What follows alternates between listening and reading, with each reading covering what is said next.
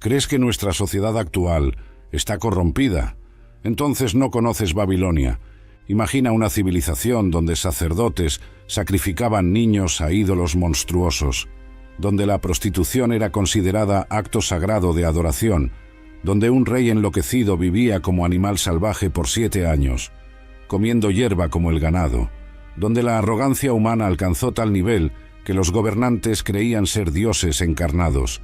Esta no es ficción sombría, es la Babilonia histórica, la ciudad que osó declarar guerra contra el propio Creador, el principio de la rebelión, la torre que confrontó los cielos.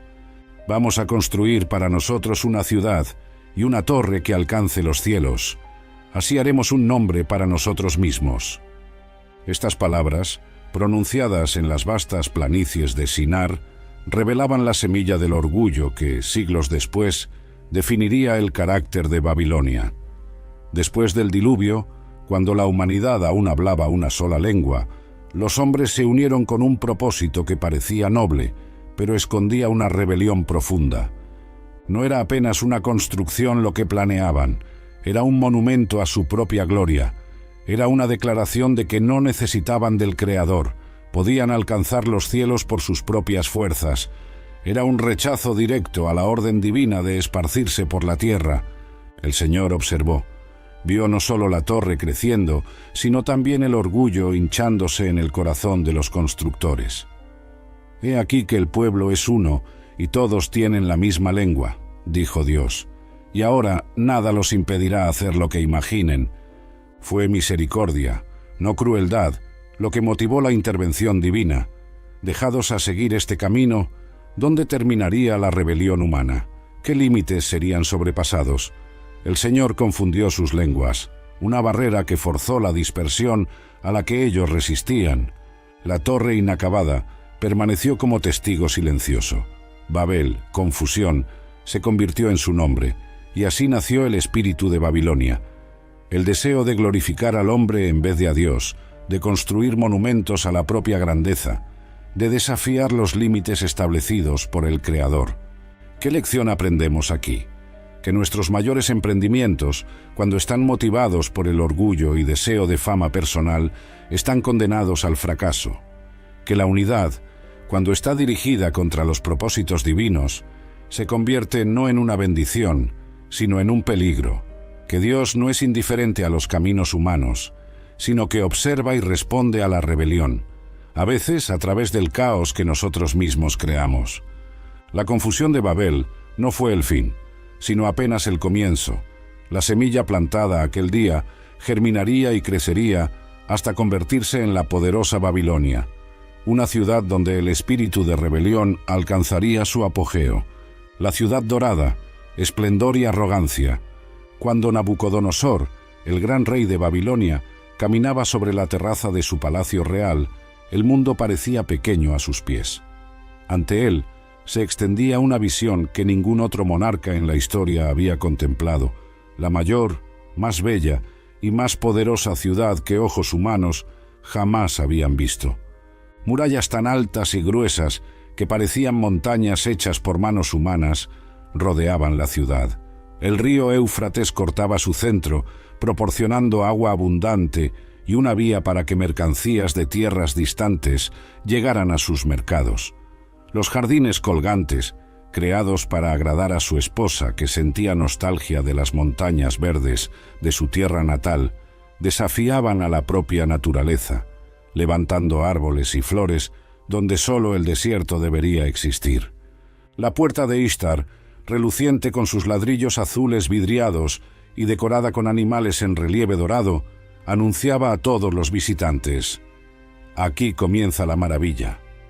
La vía procesional, ancha y majestuosa, conducía al corazón de la ciudad, donde templos dedicados a cientos de dioses se erguían, dominados por el inmenso zigurat dedicado a Marduk. Fue ante esta vista que el orgullo desbordó en el corazón del rey.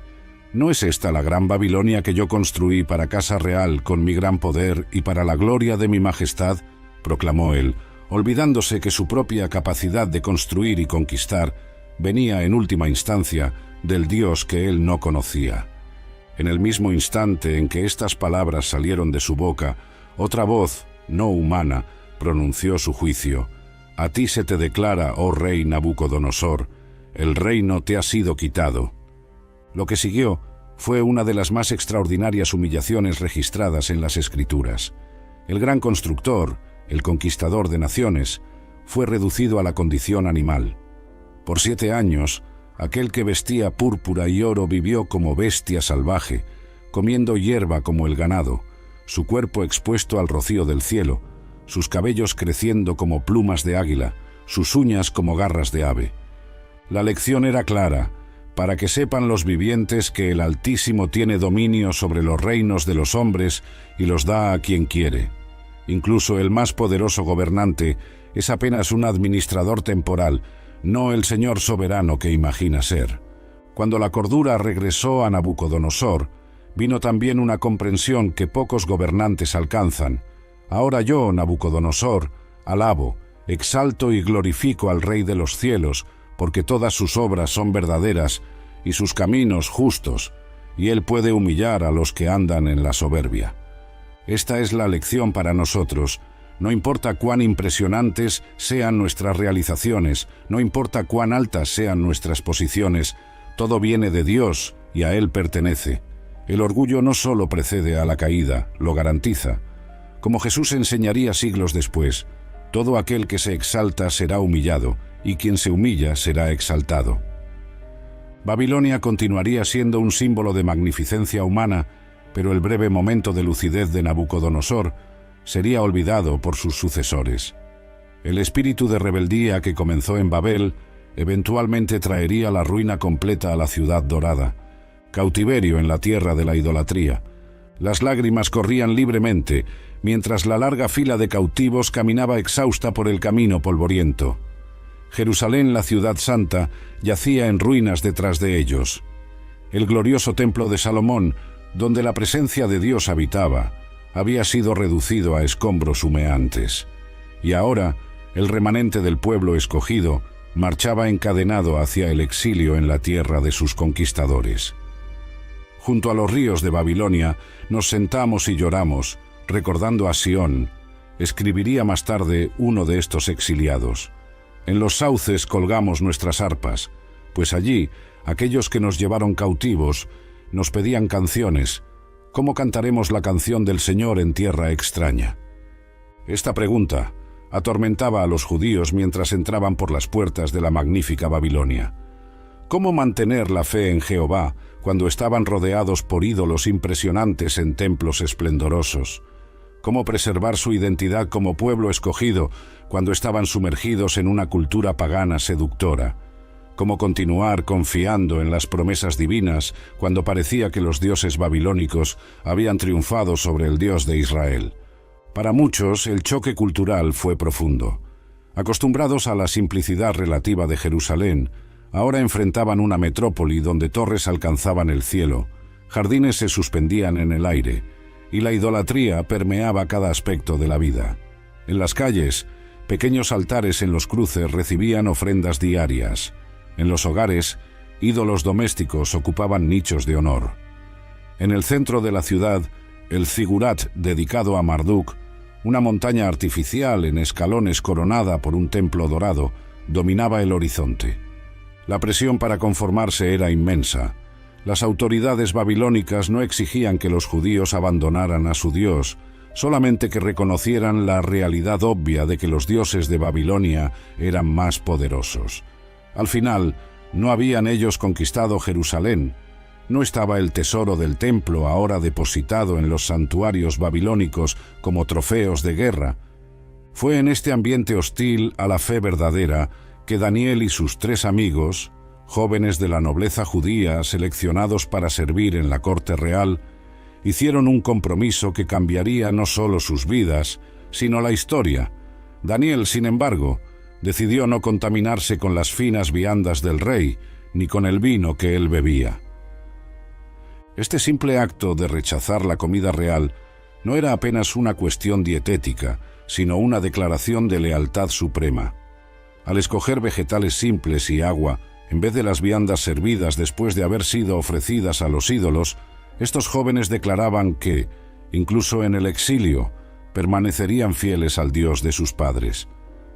El resultado: al fin de los 10 días, ellos parecían más saludables y mejor nutridos que cualquiera de los jóvenes que comían de las viandas del rey. Esta pequeña victoria fue apenas el comienzo. Dios concedió a estos jóvenes fieles conocimiento y comprensión de toda la literatura y ciencia, y Daniel podía entender visiones y sueños de todo tipo. Cuando el rey Nabucodonosor tuvo un sueño perturbador que ninguno de sus sabios consiguió interpretar, fue Daniel quien reveló no solo el sueño, sino su significado. Su fidelidad en pequeñas cosas lo posicionó para influenciar las decisiones del mayor imperio de la época. Más tarde, cuando sus 3 amigos, Sadrach, Mesach y Abednego, se negaron a inclinarse ante la imagen de oro erguida por el rey, enfrentaron el horno ardiente con una fe inquebrantable. Nuestro Dios es capaz de librarnos, pero incluso si no lo hace, sepa, oh rey, que no serviremos a sus dioses. Lanzados a las llamas, ellos no estaban solos. Una cuarta figura, semejante a un hijo de los dioses, caminaba con ellos en medio del fuego. Cuando emergieron ilesos, ni siquiera el aroma de humo se adhería a sus ropas. El testimonio de su fe llevó al propio Nabucodonosor a decretar: no hay otro Dios que pueda salvar de esta manera. ¿Qué lecciones podemos extraer del cautiverio babilónico? Primero, que circunstancias adversas no determinan nuestra fidelidad, simplemente la revelan. Segundo, que resistir a la presión cultural exige decisiones deliberadas, muchas veces comenzando con elecciones aparentemente pequeñas. Tercero, que Dios no abandona a su pueblo incluso cuando parece que el mal ha triunfado. Él continúa trabajando, muchas veces a través de aquellos que permanecen fieles en ambiente hostil. Mientras la mayoría de los exiliados enfrentaba diariamente la tentación de asimilación, un remanente fiel demostraba que era posible vivir según los estándares divinos incluso en Babilonia, la personificación del sistema mundial opuesto a Dios. Su fidelidad no solo preservó la identidad de Israel durante el exilio, sino que posicionó a algunos de ellos en lugares de influencia desde donde pudieron afectar el destino de naciones. Como escribiría Jeremías a los exiliados: busquen la prosperidad de la ciudad a donde los deporté y oren al Señor en favor de ella, porque la prosperidad de ustedes depende de la prosperidad de ella. El llamado no era para aislamiento o rebelión, sino para fidelidad que impactara positivamente incluso a la ciudad que representaba oposición a Dios. La escritura en la pared, el festín de Belsasar, el sonido de risas y música resonaba por los corredores del palacio real. En las calles de Babilonia, soldados persas sitiaban la ciudad desde hacía meses, pero dentro de las murallas impenetrables, el rey Belsasar se sentía intocable. Esta noche ofrecía un banquete para 1000 de sus nobles, determinado a demostrar que ni siquiera un ejército a las puertas podría sacudir la confianza babilónica. El vino fluía libremente. A medida que la noche avanzaba y la inhibición disminuía, una idea surgió en la mente embriagada del rey, una idea que sellaría su destino. Traigan los utensilios de oro y plata que Nabucodonosor, mi ancestro, trajo del templo en Jerusalén, ordenó él. Estos no eran meros tesoros de guerra, eran vasos consagrados al servicio del Dios Altísimo, ahora profanados como meros accesorios para una fiesta pagana. Cuando los cálices sagrados fueron distribuidos entre los convidados, Belsasar alzó un brindis no a Jehová, cuyos utensilios sostenían, sino a los dioses de oro, plata, bronce, hierro, madera y piedra, ídolos que no veían, no oían y no podían salvar. Fue en este exacto momento que lo impensable sucedió. Dedos de mano humana aparecieron de la nada y comenzaron a escribir en la pared del palacio, directamente frente al rey. La música cesó. Las conversaciones se transformaron en silencio tenso. El rostro de Belsasar palideció. Sus rodillas golpeaban una contra otra. El poderoso monarca, que momentos antes se burlaba del Dios de Israel, ahora temblaba incontrolablemente. Gritó que trajeran a los encantadores, los astrólogos, los adivinos, prometiendo honores y riquezas a quien pudiera descifrar el mensaje misterioso. Pero las palabras permanecieron indescifrables para los sabios de Babilonia. Entonces la reina madre se acordó de Daniel, el hombre que había interpretado los sueños de Nabucodonosor décadas antes. Ahora anciano, Daniel había sido aparentemente olvidado por los nuevos gobernantes, pero su reputación como alguien en quien habitaba el espíritu de los dioses santos persistía. Cuando Daniel finalmente llegó a la sala del banquete, encontró a un rey desesperado. Belsasar le ofreció regalos y posición, pero el profeta respondió con dignidad: puede guardar sus regalos para sí mismo o dárselos a otro. Sin embargo, leeré la inscripción para el rey y le diré su significado. Antes de interpretar la escritura, sin embargo, Daniel ofreció al rey una lección de historia y de responsabilidad moral. Le recordó cómo Nabucodonosor, en su orgullo, había sido humillado por Dios hasta reconocer que el Altísimo gobierna sobre los reinos de los hombres. Pero usted, Belsasar, su sucesor, no se ha humillado, aunque sabía todo esto, continuó Daniel. En vez de eso, usted se ha exaltado contra el Señor del cielo, y no ha honrado a Dios, que sostiene en su mano su aliento de vida y todos sus caminos. Entonces, señalando hacia las palabras misteriosas en la pared, Mene, Mene, Tekel, Parsin, Daniel reveló su terrible significado. Mene: Dios ha contado los días de su reinado y les ha puesto fin. Tekel: usted ha sido pesado en la balanza y hallado falto. Peres: su reino ha sido dividido y entregado a los medos y persas. En esa misma noche, mientras la profecía aún resonaba en los salones del palacio, lo impensable sucedió. Ciro, el general persa, había ingeniosamente desviado las aguas del Éufrates hacia canales que había excavado, reduciendo el nivel del río que cortaba la ciudad.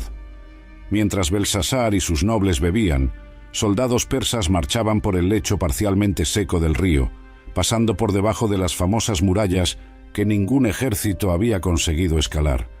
Babilonia, considerada invencible, cayó sin que una sola muralla fuera derribada. Belsasar fue asesinado y Darío, el Medo, asumió el trono. ¿Qué podemos aprender del festín de Belsasar? Primero, que el conocimiento sin obediencia solamente aumenta nuestra responsabilidad. Belsasar sabía lo que había sucedido con Nabucodonosor, pero no aprendió la lección. Segundo, que Dios no es indiferente a la profanación de lo que es sagrado, sea un objeto, una relación o nuestra propia vida. Tercero, que la aparente seguridad en los sistemas humanos es ilusoria cuando nos colocamos contra Dios.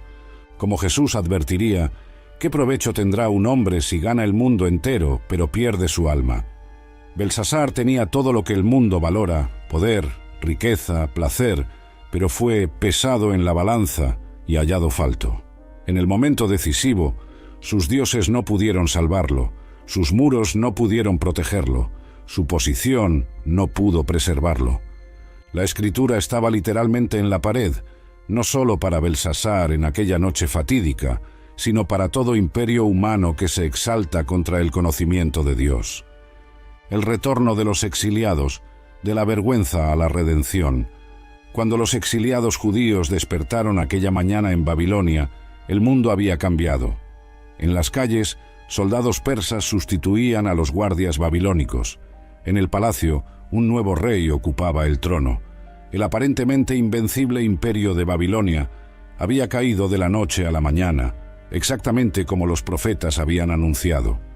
Para muchos judíos, acostumbrados con décadas de dominio babilónico, la conquista persa parecía apenas la sustitución de un opresor por otro. Pero Dios estaba operando, cumpliendo promesas hechas mucho antes a través de Isaías. Es el Señor quien dice de Ciro: Él es mi pastor, y realizará todo lo que me place. Él dirá de Jerusalén: ella será reconstruida, y del templo sus cimientos serán puestos. En los primeros días de su reinado, Ciro emitió un decreto extraordinario. El Señor, el Dios de los cielos, me ha encargado construirle un templo en Jerusalén de Judá. Cualquiera de su pueblo que esté entre ustedes puede ir a Jerusalén para reconstruir el templo del Señor. Los judíos quedaron atónitos. Después de 70 años de exilio, la puerta para el retorno estaba milagrosamente abierta. El Dios que parecía haber abandonado a su pueblo demostraba que siempre había estado trabajando, incluso en los momentos más sombríos, para cumplir su propósito redentor. No todos escogieron regresar. Muchos habían nacido en Babilonia, establecido familias y negocios, y sentían poca conexión con una tierra que nunca habían visto. Pero un remanente fiel, cerca de 50.000 personas, reunió coraje para abandonar la seguridad relativa de Babilonia por la incertidumbre de reconstruir una nación en ruinas. El viaje fue arduo. El mismo camino que habían recorrido encadenados décadas antes, ahora lo transitaban como personas libres, pero no menos desafiante era la travesía. Ancianos que aún recordaban Jerusalén se mezclaban con jóvenes que conocían la ciudad solo a través de historias. Sacerdotes cargaban cuidadosamente los utensilios sagrados del templo, devueltos por Ciro, los mismos que Belsasar había profanado en su último banquete. Cuando finalmente llegaron a Jerusalén, la visión fue desoladora. Donde antes se erguía el magnífico templo, solo escombros. Las murallas de la ciudad estaban destruidas, las casas en ruinas. La tarea de reconstrucción parecía imposible. En medio del desánimo, el profeta Hageo transmitió la palabra del Señor. «Sean fuertes y trabajen, pues yo estoy con ustedes». Esta promesa, la presencia de Dios con su pueblo, era más preciosa que cualquier tesoro dejado atrás en Babilonia. La reconstrucción no fue fácil. Enfrentaron oposición de pueblos vecinos, escasez de recursos y períodos de desánimo. Pero gradualmente, piedra sobre piedra, el templo resurgió. No tan espléndido como el de Salomón, pero sagrado en su propósito, un lugar donde Dios sería adorado en espíritu y verdad. Cuando el templo fue finalmente dedicado, una escena conmovedora se desarrolló. Los ancianos que habían visto el primer templo lloraban, parte en tristeza por la gloria perdida, parte en gratitud por la fidelidad de Dios. Los jóvenes gritaban de alegría, conociendo apenas la bendición de la restauración, no el dolor de la pérdida. No se podía distinguir entre el sonido de la alegría y el sonido del llanto. Una metáfora perfecta para la vida de fe, donde frecuentemente tristeza y esperanza se entrelazan. ¿Qué aprendemos con el retorno del exilio? Primero, que los juicios de Dios, aunque dolorosos, son temporales para su pueblo. La disciplina busca restauración, no destrucción. Segundo, que Dios frecuentemente usa agentes improbables, como Ciro, un rey pagano, para realizar sus propósitos. Tercero, que la verdadera restauración involucra no solo reconstrucción física, sino renovación espiritual. Los judíos que regresaron del exilio babilónico nunca más sucumbirían a la idolatría flagrante que había caracterizado a Israel antes del cautiverio. La lección había sido aprendida de la manera más difícil. La purificación proporcionada por el sufrimiento produjo un pueblo más dedicado a la ley, más celoso por la pureza espiritual, más consciente de la soberanía de Dios sobre las naciones. Jesús, siglos después, nacería en una cultura judía profundamente formada por esta experiencia de exilio y retorno.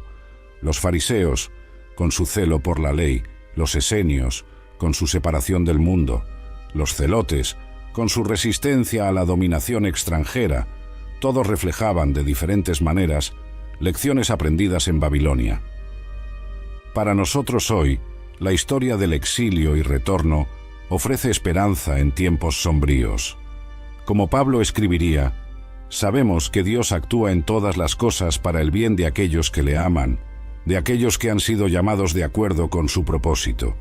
Incluso la tragedia del cautiverio babilónico se convirtió, en las manos soberanas de Dios, en un instrumento para purificar y preparar a su pueblo para el futuro. Hoy, la antigua Babilonia es apenas un campo de ruinas en el desierto iraquí. Turistas ocasionales contemplan los restos de murallas que ya hicieron retroceder ejércitos con temor. Arqueólogos excavan cuidadosamente, recuperando fragmentos de una civilización que una vez dominó el mundo conocido. El contraste entre la gloria pasada y la desolación presente es exactamente como los profetas predijeron. Isaías declaró: Babilonia, joya de los reinos, será como Sodoma y Gomorra cuando Dios las destruyó. Nunca más será habitada ni poblada, de generación en generación, pero las criaturas del desierto allí se acostarán, y sus casas se llenarán de búhos. Esta profecía, pronunciada cuando Babilonia estaba en el apogeo de su poder, encontró cumplimiento literal. La ciudad que se proclamaba eterna desapareció tan completamente que por siglos su localización exacta era desconocida. La ciudad que desafió a Dios con sus torres e ídolos fue reducida a polvo. La corrupción moral, placeres y perversiones de la ciudad maldita. Mientras el sol se ponía sobre Babilonia, una ciudad diferente despertaba. En las sombras de los grandes templos, donde los rituales oficiales habían terminado, comenzaban prácticas que chocaban a los exiliados judíos y contradecían todo lo que su ley consideraba sagrado. En el templo de Ishtar, mujeres de todas las clases sociales participaban de lo que los babilonios llamaban servicio sagrado, pero que era en verdad prostitución ritual. Heródoto, el historiador griego, registró con asombro que cada mujer babilónica, por lo menos una vez en la vida, estaba obligada a sentarse en el recinto del templo y entregarse al primer extraño que le ofreciera dinero como ofrenda a la diosa. «Es una costumbre vergonzosa», escribió él, «pero para ellas, que creen honrar así a su diosa, es sagrado». Este contraste entre apariencia de religiosidad y depravación moral estaba en el núcleo de la condenación profética de Babilonia. Isaías la llamó la refinada, la que vive en lujo, pero también denunció sus muchas hechicerías y numerosos encantamientos. Jeremías la describió como una copa de oro en las manos del Señor, que embriagaba toda la tierra. Las naciones bebieron de su vino, por eso enloquecieron. La imagen es poderosa. La cultura babilónica, con su esplendor seductor, intoxicaba a aquellos que de ella participaban, corrompiendo el juicio moral y espiritual. En el libro de Apocalipsis, esta metáfora es expandida, con Babilonia representada como una prostituta que hace a reyes y naciones beber el vino de la furia de su prostitución. La corrupción no se limitaba a la esfera religiosa.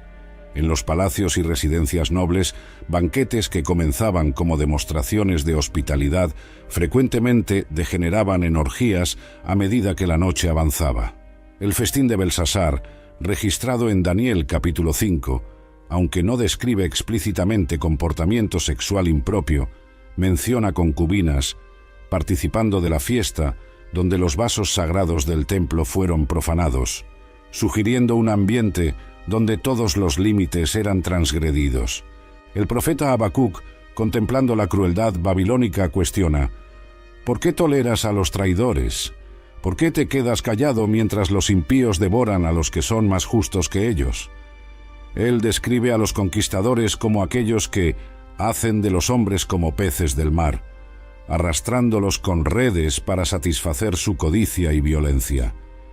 En las tabernas que salpicaban los barrios populares, otra forma de corrupción florecía.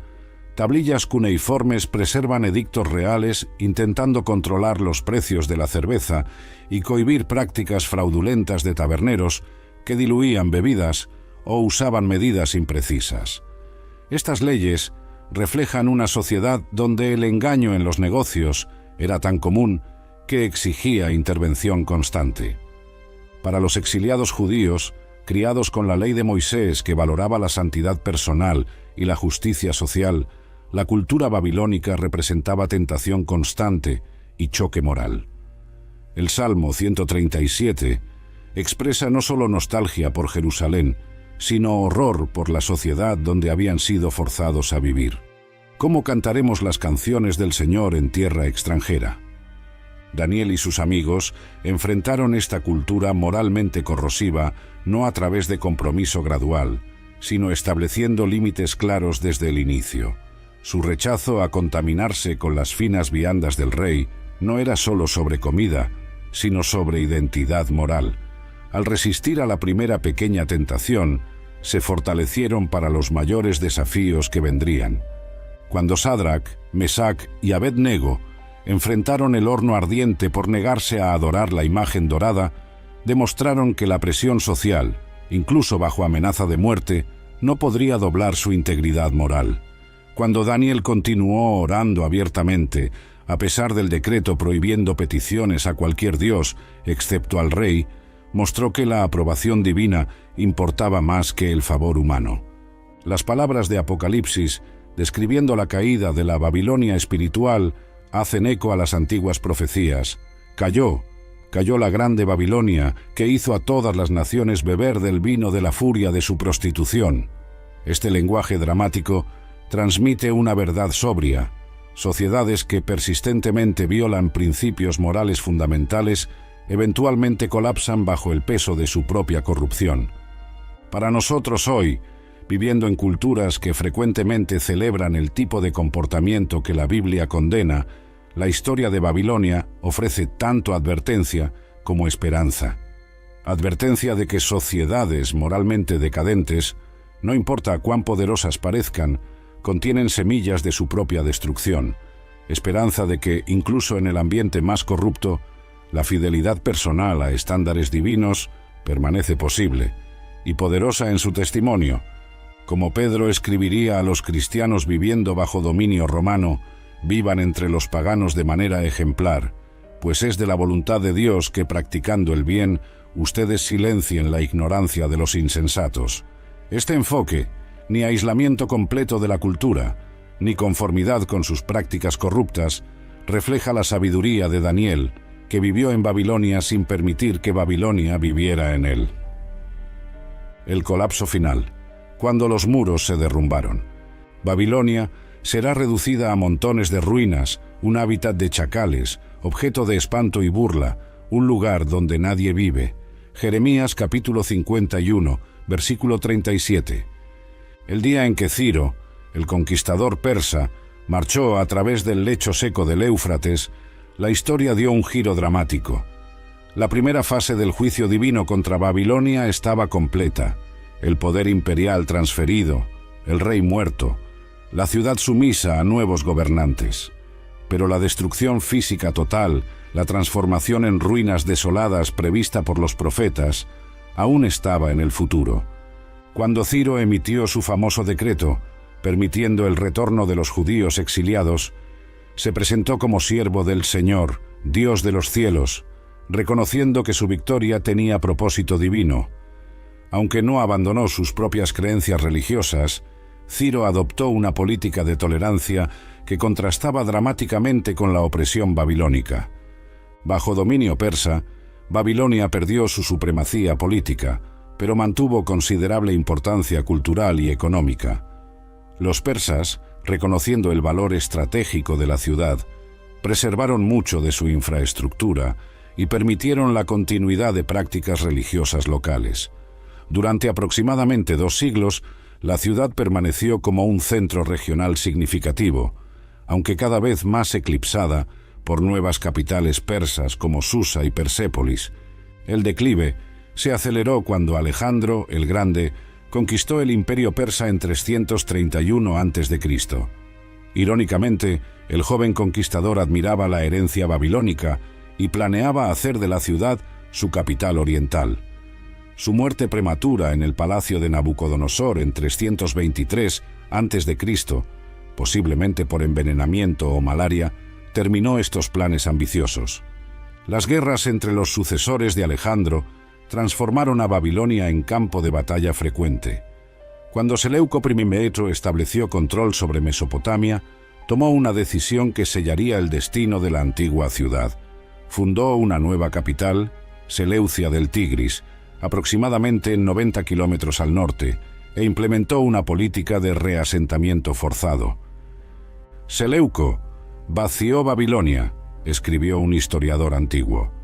Los habitantes, incluyendo artesanos, comerciantes y administradores, fueron transferidos a la nueva ciudad. Templos fueron despojados de tesoros, puertas monumentales desmanteladas para materiales de construcción. La población remanente disminuyó gradualmente, conforme canales de irrigación recibían menos mantenimiento y el comercio se redirigía hacia nuevos centros urbanos. Alrededor del nacimiento de Cristo, la otrora magnífica Babilonia se había reducido a una agrupación de templos deteriorados habitados por una pequeña comunidad de sacerdotes que intentaban mantener tradiciones religiosas antiguas. El geógrafo Estrabón, escribiendo en el primer siglo, observó: «La mayor parte de Babilonia está tan desierta que no se dudaría en llamarla un gran desierto». En los siglos siguientes, erosión natural y actividad humana aceleraron la destrucción. Templos se derrumbaron, murallas se desmoronaron, canales obstruidos transformaron partes de la ciudad en pantanos o tierra estéril. Invasores partos y sasánidas saquearon lo que quedaba de valor. Aldeas menores surgieron en las proximidades, usando ladrillos recuperados de las antiguas estructuras para nuevas construcciones. Un proceso de reciclaje urbano que continuaría hasta tiempos modernos. Hacia el año 700 de la era cristiana, cuando el califa Al-Mansur buscaba materiales para construir Bagdad, encontró en Babilonia apenas ruinas sobre ruinas, montículos de tierra donde otrora se erguían palacios y templos. El cumplimiento literal de las profecías bíblicas es impresionante.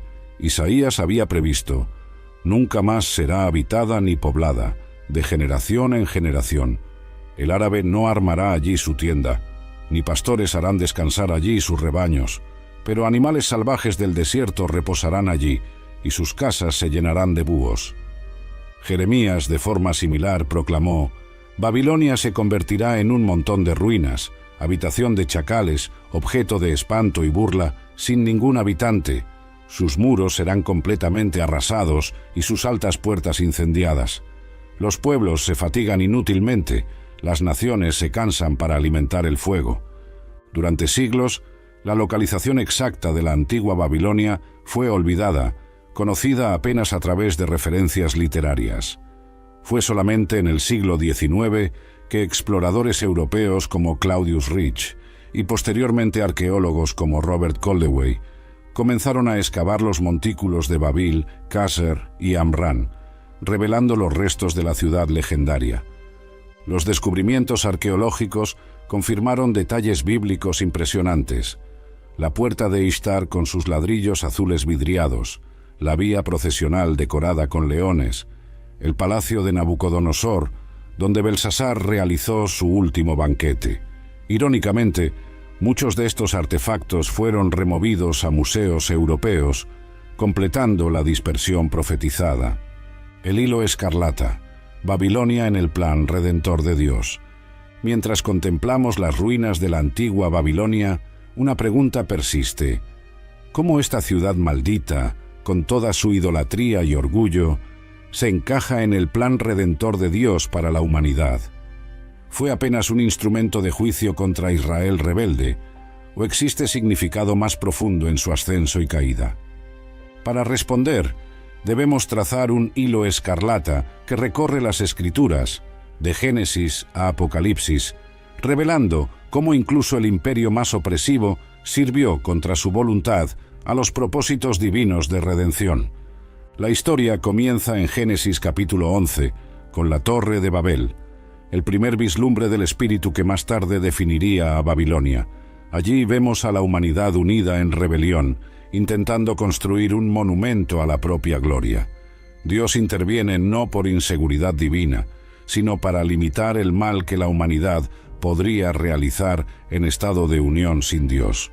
La confusión de las lenguas en Babel no fue apenas castigo, sino protección, impidiendo que la humanidad caída progresara muy rápidamente hacia la autodestrucción.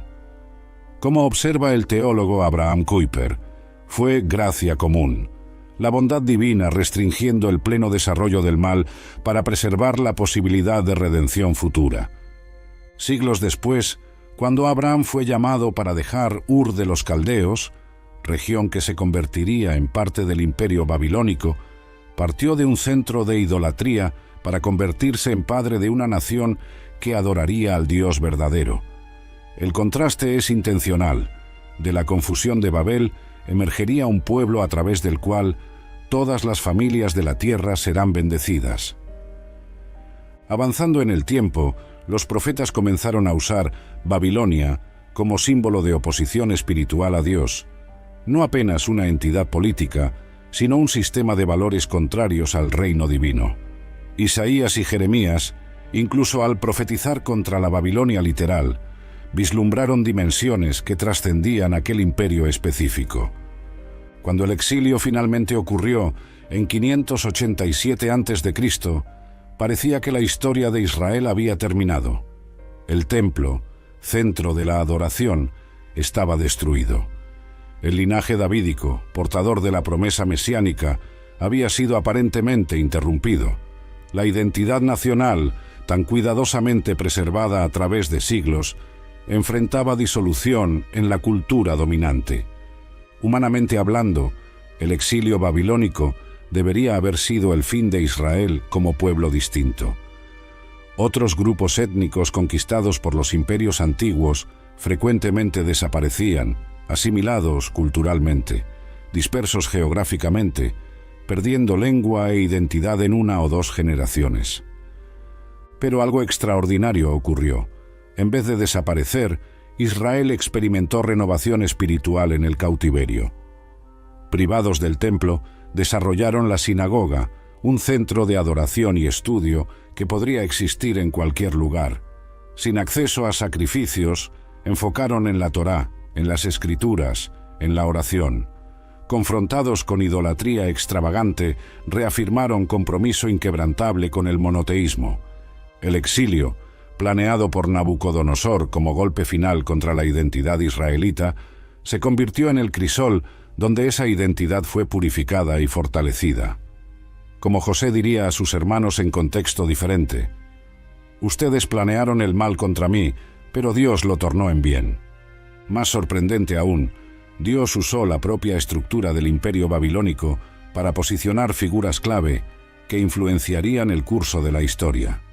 Daniel, llevado como joven cautivo, ascendió a posiciones de autoridad que le permitieron no solo proteger a su pueblo, sino también testimoniar a reyes paganos sobre el Dios verdadero. Ester, aunque bajo dominio persa subsiguiente, se benefició del sistema imperial establecido por los babilónicos para salvar a los judíos de aniquilación. Cuando Ciro conquistó Babilonia, encontró un imperio con sistemas administrativos sofisticados que facilitaron su propio gobierno, incluyendo registros detallados sobre pueblos cautivos y sus lugares de origen. Estos mismos registros posibilitaron su decreto, permitiendo el retorno de los judíos a Jerusalén. La máquina burocrática desarrollada para oprimir se convirtió en instrumento de liberación. El retorno del exilio no fue apenas restauración física, sino preludio para una revelación más completa. Los judíos que volvieron traían una comprensión más profunda de la universalidad de Dios, no limitado a un templo o territorio, soberano sobre todas las naciones. Esta perspectiva expandida preparó el camino para el mensaje que Jesús proclamaría: un reino no definido por fronteras geográficas, sino por la soberanía de Dios en los corazones humanos. Las sinagogas desarrolladas durante el exilio se tornaron posteriormente plataformas para la diseminación del Evangelio. Pablo, en sus viajes misioneros, frecuentemente comenzaba predicando en las sinagogas, instituciones que no existirían sin el cautiverio babilónico. La dispersión de los judíos por todo el mundo antiguo, iniciada con el exilio, creó comunidades de la diáspora que se convertirían en puntos focales para la expansión inicial del cristianismo. Hasta el idioma fue transformado por el propósito redentor divino. El arameo, lengua administrativa del imperio babilónico, se convirtió en la lengua común de los judíos postexílicos y, posteriormente, la lengua que Jesús hablaría. Las palabras Talita Cumi y Eli, Eli, lama sabactani, registradas en los evangelios, son arameas, ecos lingüísticos del exilio en la boca del Mesías, la ciudad de Dios versus la ciudad de los hombres. Mientras el sol naciente iluminaba los restos de la otrora gloriosa Babilonia, un patrón se volvía claro en los montículos de ruinas y ladrillos esparcidos. La ciudad que desafió los cielos había retornado al polvo. No fue apenas un imperio que cayó, sino todo un sistema de valores, una visión de mundo, una manera de organizar la sociedad humana. Siglos después, San Agustín contemplaría este patrón recurrente en la historia y lo articularía en su obra monumental, La ciudad de Dios. Escribiendo después del saqueo de Roma en 410 después de Cristo, un evento que para muchos contemporáneos parecía ser el fin del mundo, Agustín identificó dos amores que fundaron dos ciudades simbólicas. Dos amores fundaron dos ciudades. El amor de sí mismo hasta el desprecio de Dios fundó la ciudad terrena. El amor de Dios hasta el desprecio de sí mismo fundó la ciudad celestial. Babilonia representaba, en su esencia, la ciudad terrena en su forma más pura, construida sobre el amor propio, elevado a principio organizador de la sociedad. Su torre, sus jardines colgantes, sus puertas magníficas, sus conquistas militares, todos proclamaban la gloria humana separada de Dios. Por otro lado, Jerusalén, especialmente la Nueva Jerusalén descrita en Apocalipsis, representa la ciudad fundada en el amor a Dios. No por coincidencia, la narrativa bíblica termina con una visión de esta ciudad eterna. Vi la ciudad santa, la Nueva Jerusalén, que descendía de los cielos de parte de Dios, preparada como una novia adornada para su marido. Este contraste entre Babilonia y Jerusalén, entre la ciudad terrena y la ciudad de Dios, proporciona una lente a través de la cual podemos interpretar no solo la historia antigua, sino también nuestros desafíos contemporáneos. Babilonia era centrada en el poder visible. Su arquitectura impresionante, sus ejércitos imbatibles, su riqueza extravagante, todos diseñados para inspirar admiración y temor. El poder era concentrado, ostensivo, coercitivo. Nabucodonosor encapsuló esta mentalidad en su jactancia. ¿No es esta la gran Babilonia que yo construí, con mi gran poder y para la gloria de mi majestad? En contraste, la ciudad de Dios opera a través de poder paradójico, la fuerza encontrada en la debilidad, la victoria alcanzada a través del sacrificio, la autoridad ejercida a través del servicio. Jesús articuló esta inversión radical. Ustedes saben que los gobernantes de las naciones las dominan y las personas importantes ejercen poder sobre ellas. No será así entre ustedes. Al contrario, quien quiera tornarse importante entre ustedes deberá ser siervo. Babilonia era motivada por la adquisición material y placer sensual. Sus banquetes extravagantes, como el de Belsasar, celebraban exceso e indulgencia. Sus mercados ofrecían lujos de tierras distantes. Su religión frecuentemente incorporaba gratificación sensual como elemento de adoración. El profeta Isaías la llamó amante de placeres, que vive en seguridad. La ciudad de Dios, en contraste, valora simplicidad, contentamiento y alegría que trasciende circunstancias materiales.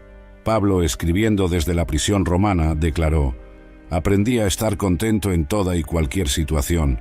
Tengo fuerzas para todo en el que me fortalece». La ética del reino enseña que la vida de un hombre no consiste en la abundancia de sus bienes. Babilonia erigía barreras entre personas. Su sociedad era rígidamente estratificada, con esclavos capturados en la base y élites privilegiadas en la cima. La diversidad étnica era resultado de conquista violenta, no de comunión armoniosa. Los exiliados judíos experimentaron esta segregación dolorosamente, lamentando: «¿Cómo cantaremos la canción del Señor en tierra extraña?». La ciudad de Dios derrumba muros divisorios. Como Pablo escribiría: «No hay judío ni griego, esclavo ni libre, hombre ni mujer, pues todos son uno en Cristo Jesús». El Pentecostés, con personas de todas las naciones debajo del cielo, entendiendo el mismo mensaje, representa la reversión deliberada de la confusión lingüística de Babel, uniendo lo que el orgullo humano había dividido. Babilonia era construida sobre miedo, miedo de enemigos externos, miedo de dioses caprichosos, miedo del propio rey, cuyo poder de vida y muerte era absoluto. Este miedo animaba conformidad social, lealtad incuestionable y sumisión a autoridades humanas como fin último. La ciudad de Dios es fundada en el amor que expulsa el miedo.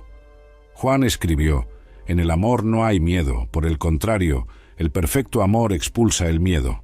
Ciudadanos del reino pueden enfrentar incluso a emperadores terrenos con la tranquila confianza expresada por Pedro. Es preciso obedecer antes a Dios que a los hombres. Babilonia estaba obsesionada con permanencia temporal.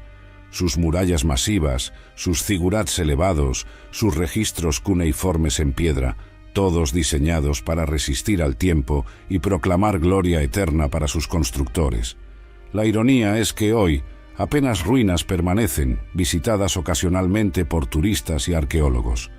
La ciudad de Dios reconoce la transitoriedad de estructuras terrenas mientras se ancla en lo eterno. Pues aquí no tenemos ciudad permanente, sino buscamos la que ha de venir, escribió el autor de Hebreos.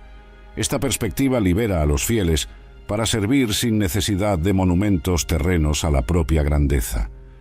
Mientras contemplamos este contraste entre la ciudad de los hombres y la ciudad de Dios, somos confrontados con una elección fundamental, no meramente académica, sino profundamente existencial. ¿De cuál ciudad somos ciudadanos? ¿Cuáles valores gobiernan nuestras prioridades, decisiones y relaciones? Jesús presentó esta elección en términos cristalinos. Nadie puede servir a dos señores, no se puede servir a Dios y a Mamón. Mamón, la riqueza personificada y divinizada, era esencialmente el espíritu de Babilonia, condensado en forma de Dios. Los primeros cristianos enfrentaron esta elección diariamente. Viviendo bajo el Imperio Romano, heredero espiritual de Babilonia en muchos aspectos, ellos necesitaban navegar un camino estrecho. ¿Cómo podrían ser en el mundo, pero no del mundo? ¿Cómo podrían dar a César lo que es de César y a Dios lo que es de Dios, cuando César exigía cada vez más lo que pertenecía solamente a Dios? Su respuesta fue simultáneamente radical y equilibrada. Se negaron a participar de idolatría imperial, incluso bajo amenaza de muerte, pero voluntariamente servían como buenos ciudadanos donde era posible. No se rebelaron violentamente contra autoridades romanas, pero crearon comunidades alternativas que demostraban valores distintos: generosidad en vez de codicia, igualdad en vez de jerarquía, reconciliación en vez de venganza. Tertuliano, escritor cristiano del II siglo, relató que paganos observando estas comunidades frecuentemente comentaban: «Vean cómo se aman unos a otros». Este testimonio pacífico pero poderoso eventualmente transformó el propio imperio que había perseguido a los primeros cristianos. Para nosotros hoy, el contraste entre Babilonia y Jerusalén permanece vívidamente relevante. Mientras nuestra cultura celebra poder, riqueza, placer y fama, los mismos valores que definieron la antigua Babilonia, somos llamados a demostrar una forma diferente de comunidad humana. Cuando priorizamos relaciones sobre posesiones, servicio sobre estatus, generosidad sobre acumulación, estamos construyendo puestos avanzados de la ciudad de Dios en medio de las ruinas de la ciudad terrena. Cuando resistimos a la tentación de definir éxito en términos babilónicos, inmediato, visible, mensurable en números, estamos afirmando que pertenecemos a una ciudad cuyo arquitecto y constructor es Dios. Como exiliados espirituales, enfrentamos la misma tensión que los judíos cautivos en la Babilonia histórica. Jeremías los instruyó: «Busquen la prosperidad de la ciudad a donde los deporté y oren al Señor en favor de ella». Debemos trabajar para el bien común de las sociedades donde vivimos, mientras mantenemos lealtad primaria a un reino que trasciende fronteras nacionales y sistemas políticos temporarios. La pregunta final no es si Babilonia o sistemas semejantes caerán. La historia y las escrituras garantizan que caerán.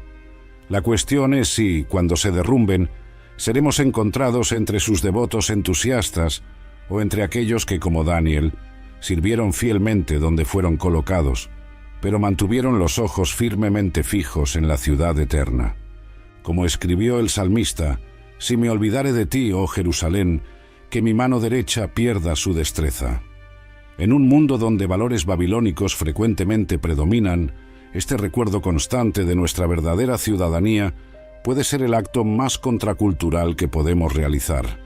La Nueva Babilonia, reconociendo el espíritu de la ciudad maldita hoy. Los vientos del desierto soplan a través de lo que otrora fue la más espléndida ciudad de la tierra. Arenas cubren los restos de palacios donde reyes decretaban el destino de naciones. La antigua Babilonia es ahora apenas un sitio arqueológico, pero el espíritu que la animaba, el espíritu de rebelión contra Dios, de autoglorificación humana, de materialismo e idolatría, continúa bien vivo. ¿Cómo reconocemos este espíritu de Babilonia en nuestro propio tiempo? ¿Cómo identificamos las expresiones contemporáneas de la ciudad maldita en medio de la complejidad de nuestra cultura moderna? No necesitamos mirar hacia una localización geográfica específica. Cuando Juan escribió sobre Babilonia en Apocalipsis, el imperio babilónico literal ya había desaparecido hacía siglos. Él estaba utilizando Babilonia como metáfora para sistemas mundanos que se oponen al reino de Dios, una realidad espiritual que trasciende tiempo y lugar. La primera señal del espíritu babilónico es la autodeificación humana, la elevación de la voluntad y sabiduría humanas por encima de la autoridad divina. En la antigua Babilonia, esto era personificado en la declaración de Nabucodonosor: ¿no es esta la gran Babilonia que yo construí?, atribuyéndose a sí mismo lo que en última instancia venía de Dios. En nuestra era, esta autodeificación raramente viene en declaraciones tan directas. En vez de eso, aparece en filosofías que colocan al ser humano en el centro del universo, como medida final de todas las cosas. Cuando sociedades deciden que pueden redefinir instituciones fundamentales establecidas por Dios, cuando individuos afirman derecho absoluto de autodeterminación sin referencia a principios trascendentes, cuando mis sentimientos se tornan el árbitro final de la verdad, el espíritu de Babilonia está operando. El segundo marcador es materialismo excesivo, no simplemente posesión de cosas, sino ser poseído por ellas. La Babilonia antigua era famosa por su lujo deslumbrante y consumo ostentoso. El banquete de Belsasar, con sus millares de convidados bebiendo de copas de oro, ejemplificaba una sociedad que había hecho de la adquisición y exhibición de riqueza virtud central. Hoy, aunque sistemas económicos difieran de aquellos de la antigüedad, la mentalidad de «más nunca es suficiente» que caracterizaba a Babilonia permanece notablemente consistente. Cuando naciones miden éxito primariamente por PIB, cuando individuos son valorados principalmente por su capacidad de producir y consumir, cuando la publicidad constantemente crea necesidades artificiales, el espíritu de la ciudad maldita está presente. Apocalipsis detalla esta dimensión económica de la Babilonia espiritual, listando mercancías que constituían el comercio de la ciudad: oro, plata, piedras preciosas, todo tipo de objetos de marfil, artículos caros de madera, bronce, hierro y mármol, vino, aceite, harina fina y trigo, ganado y ovejas, caballos y carruajes, y cuerpos y almas humanas. Notablemente, la lista termina con cuerpos y almas humanas, sugiriendo que, en última instancia, la economía babilónica transforma personas en mercancías. El tercer indicador es idolatría sofisticada. En la Babilonia antigua, esto tomaba forma de elaborados sistemas religiosos con templos impresionantes y rituales complejos. El profeta Daniel enfrentó esta idolatría cuando rechazó inclinarse ante la imagen dorada de Nabucodonosor. La idolatría moderna raramente involucra estatuas físicas, pero no es menos real. Cuando celebridades son tratadas como semidivinas, sus opiniones reverenciadas y vidas imitadas. Cuando la tecnología es vista no meramente como herramienta, sino como salvadora. Cuando nación, raza o partido político recibe lealtad que pertenece solamente a Dios, el espíritu de adoración falsa que permeaba Babilonia continúa vivo. Como el profeta Ezequiel, que en visión fue llevado a ver imágenes detestables escondidas en las paredes del templo, podemos necesitar mirar debajo de la superficie para reconocer la idolatría en nuestras vidas y cultura. Los ídolos más peligrosos son frecuentemente aquellos que no reconocemos como tales. El cuarto marcador es la perversión de la sexualidad humana. La Babilonia histórica era notoria por prácticas como prostitución ritual en los templos de Ishtar.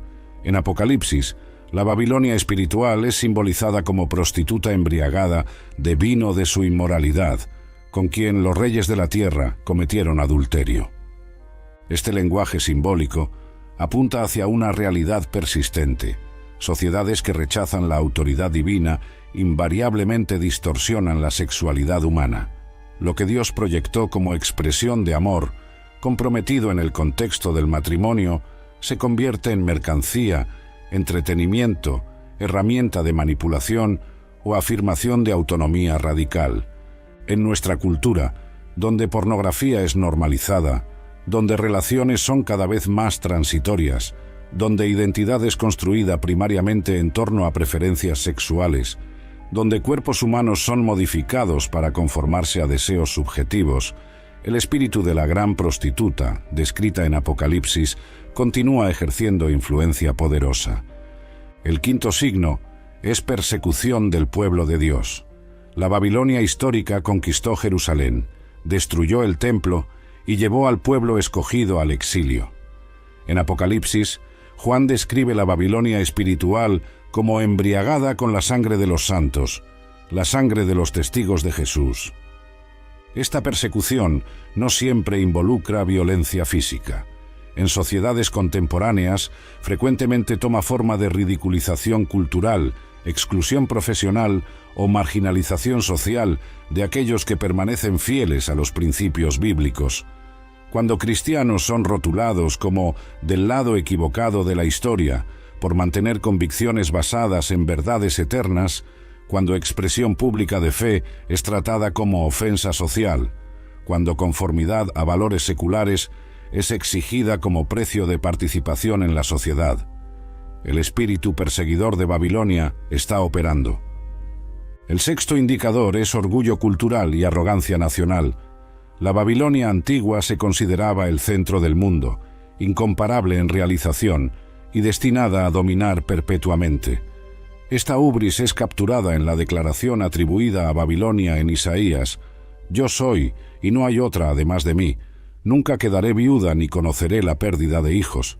Naciones modernas frecuentemente exhiben arrogancia semejante, presumiendo excepcionalidad moral, justificando acciones injustas en nombre de interés nacional, tratando a otros pueblos como menos valiosos o avanzados, cuando cualquier nación o civilización se ve como culminación de la historia humana, como modelo al cual todos los otros deben conformarse. Está repitiendo el error fatal de la antigua Babilonia. El séptimo, y quizás más sutil signo del espíritu babilónico, es relativismo moral, disfrazado como sofisticación. La Babilonia histórica era el centro de aprendizaje, con bibliotecas impresionantes y tradiciones académicas. Esta sofisticación intelectual, sin embargo, coexistía con prácticas moralmente repugnantes, como sacrificio infantil a los dioses. De forma semejante, sociedades contemporáneas frecuentemente presentan avance tecnológico y refinamiento cultural como sustitutos para integridad moral.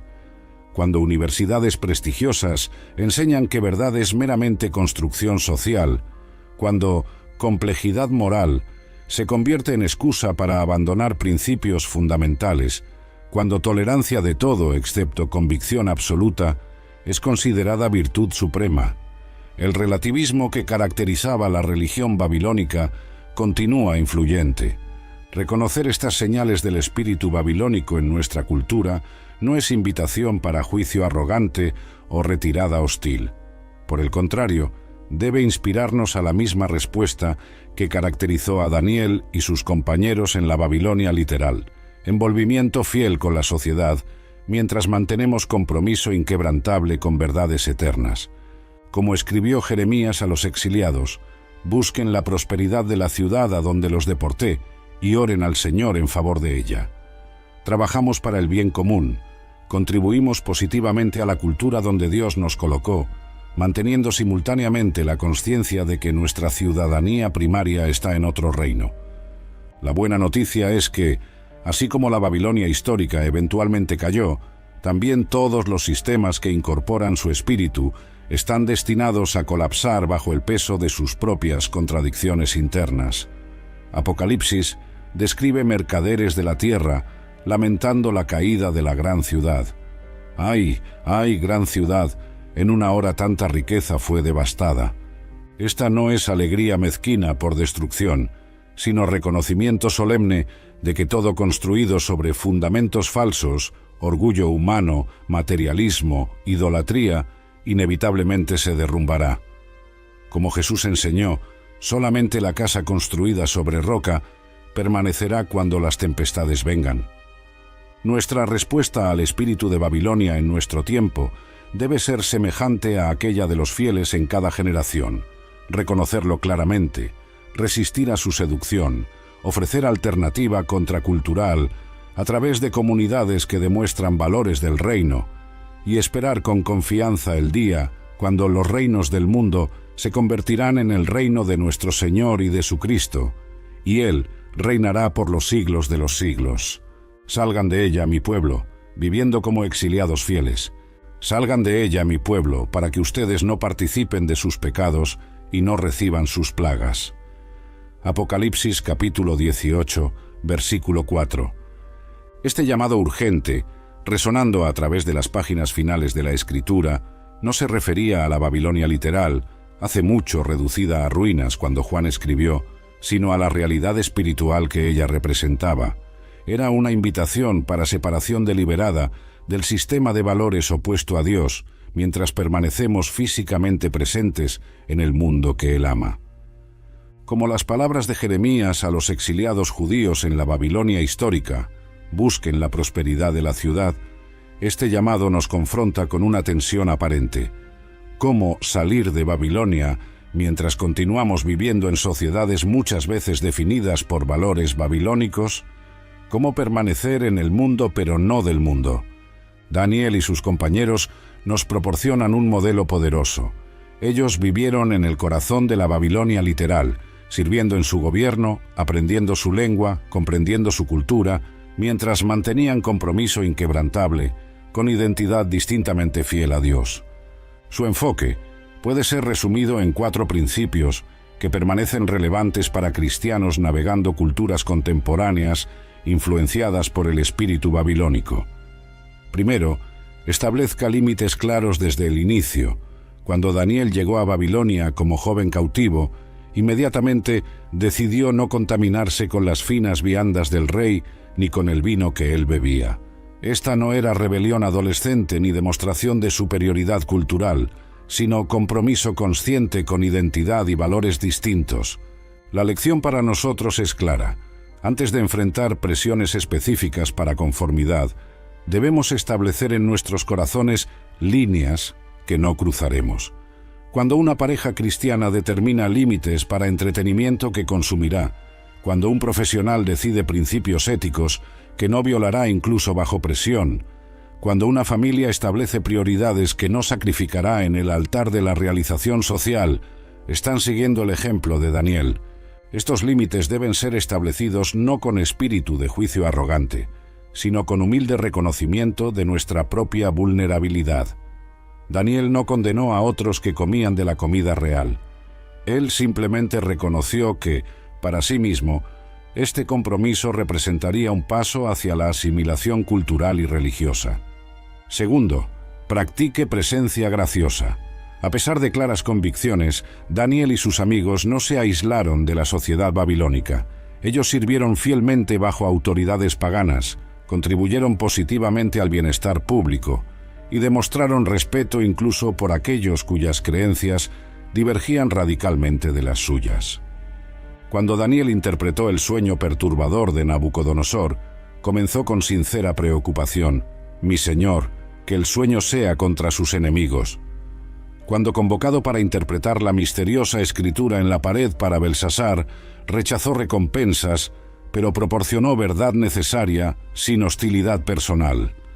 Este modelo desafía tendencias contemporáneas tanto a la conformidad cultural como al antagonismo hostil. Cristianos son llamados no a adoptar valores de la Babilonia moderna, ni a demonizar a aquellos que los incorporan, sino a demostrar presencia graciosa mientras mantienen fidelidad inquebrantable. Jesús modeló este enfoque perfectamente. Él comía con recaudadores de impuestos y pecadores, aquellos que más incorporaban valores del sistema romano opresivo, mientras simultáneamente los llamaba a transformación radical. Su misericordia nunca comprometía verdad. Su verdad nunca eclipsaba misericordia. Tercero, encuentre comunidad de apoyo. Daniel no enfrentó a Babilonia solo. Él y 3 amigos formaron comunidad de apoyo mutuo, responsabilidad y oración. Cuando enfrentaron la amenaza del horno ardiente, enfrentaron juntos. De forma similar, cristianos que intentan resistir a la seducción de la Babilonia contemporánea necesitan comunidad auténtica. El testimonio contracultural raramente puede ser sustentado por individuos aislados. Necesitamos de otros que comparten nuestros valores, confrontan nuestras inconsistencias con amor y nos recuerdan nuestra verdadera identidad cuando el mundo intenta redefinirnos según sus términos. Los primeros cristianos entendían esto intuitivamente. En sociedad romana que celebraba valores radicalmente opuestos a los suyos, ellos formaron comunidades alternativas donde generosidad sustituía codicia, reconciliación sustituía venganza, y amor incondicional sustituía jerarquías de valor humano basadas en estatus social. Estas primeras iglesias no eran comunas aisladas. Los cristianos participaban plenamente en la vida económica y social de las ciudades romanas, como comerciantes, artesanos, soldados e incluso funcionarios gubernamentales, pero se reunían regularmente para reafirmar valores compartidos, adorar a su verdadero rey y fortalecerse mutuamente para vivir como embajadores de otro reino. Cuarto, mantenga perspectiva eterna. Daniel permaneció efectivo en Babilonia por décadas porque nunca olvidó que su servicio allí era temporario.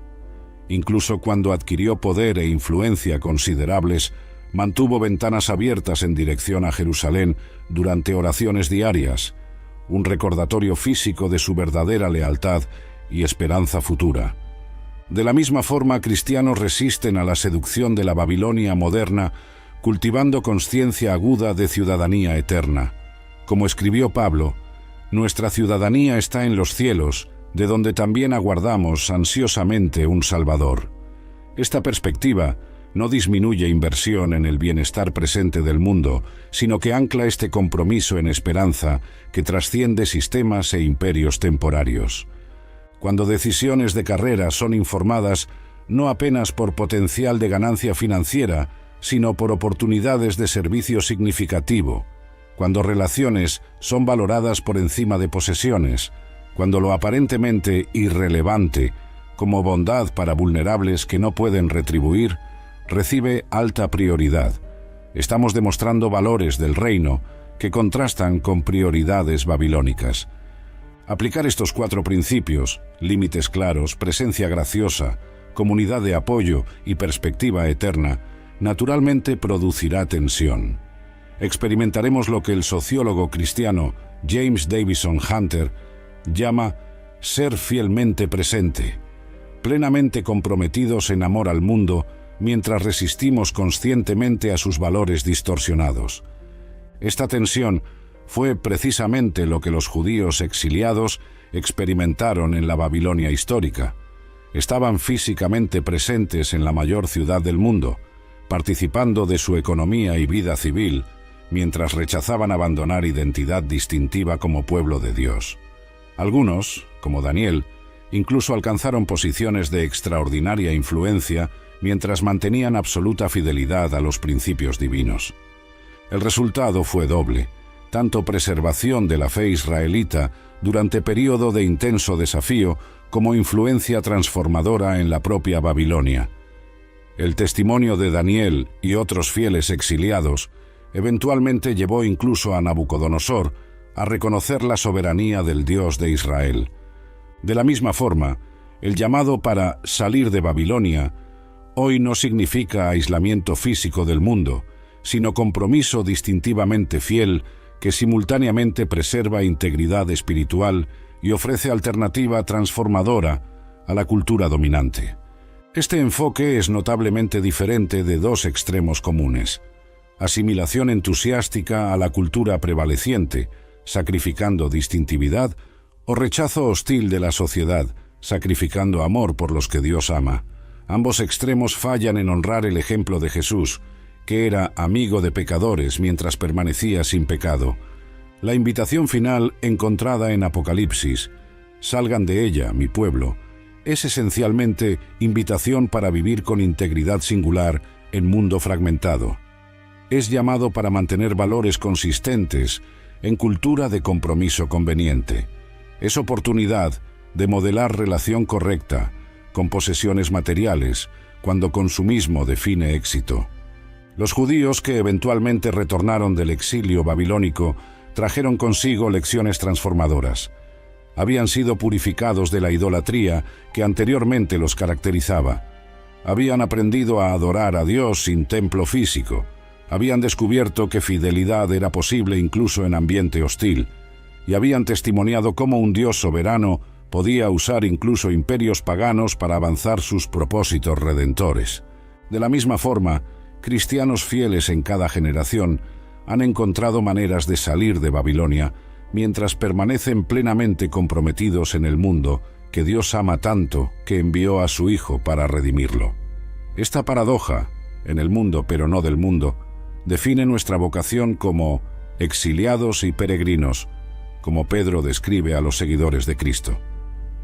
Esta vocación no es fácil. Como los exiliados judíos a orillas de los ríos de Babilonia, frecuentemente sentimos la tensión de vivir según valores que la cultura dominante considera extraños o incluso amenazadores. Cuando priorizamos familia sobre avance profesional, cuando escogemos contentamiento sobre consumo perpetuo, cuando mantenemos estándares morales absolutos en era de relativismo, inevitablemente encontramos resistencia. Pero esta misma tensión crea oportunidad para testimonio distinto. Cuando comunidades cristianas demuestran generosidad radical en cultura de avaricia, cuando practican reconciliación en sociedad polarizada, cuando ofrecen acogimiento incondicional, mientras mantienen convicciones claras, la alternativa al espíritu babilónico se torna visiblemente atractiva. Como la propia Babilonia histórica eventualmente cayó, también todos los sistemas humanos que incorporan su espíritu de autosuficiencia y rebelión contra Dios eventualmente colapsarán. La invitación para salir de ella es esencialmente invitación para invertir nuestras vidas en lo que permanecerá cuando todas las Babilonias de este mundo se hayan convertido en polvo. De hecho, la narrativa bíblica termina no con Babilonia restaurada o reformada, sino sustituida por la Nueva Jerusalén, ciudad donde Dios habita con su pueblo en perfecta armonía. Esta ciudad eterna, donde no habrá más muerte, ni tristeza, ni llanto, ni dolor, representa la culminación de la historia redentora que comenzó en las primeras páginas de la Escritura. Hasta ese día, somos llamados a vivir como embajadores de esta ciudad venidera, representando sus valores, extendiendo su invitación y demostrando en comunidades imperfectas pero sinceras un vislumbre de lo que será cuando el reino venga en plenitud. Así, la historia de Babilonia, de su ascenso arrogante a su caída inevitable, permanece como advertencia eterna e invitación al discernimiento.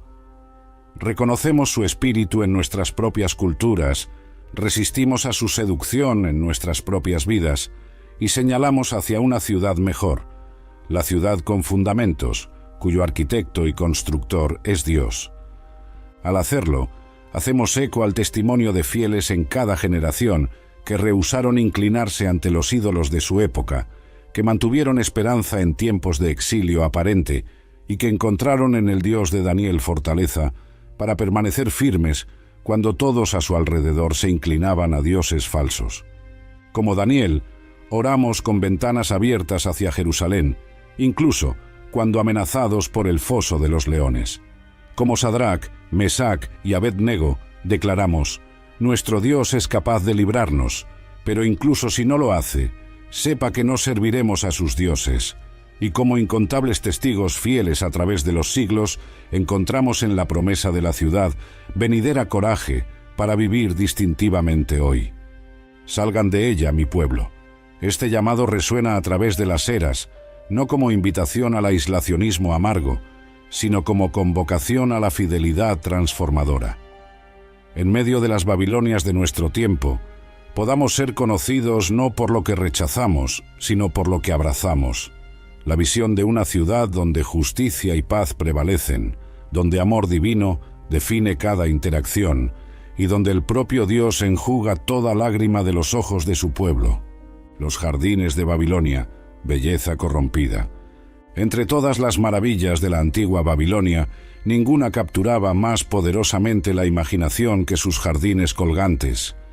Elevándose en terrazas verdes sobre la ciudad árida, desafiando a la propia naturaleza con árboles creciendo donde no deberían estar, estas estructuras representaban simultáneamente el auge de la ingeniosidad humana y la profunda distorsión de propósito que caracterizaba a la ciudad maldita.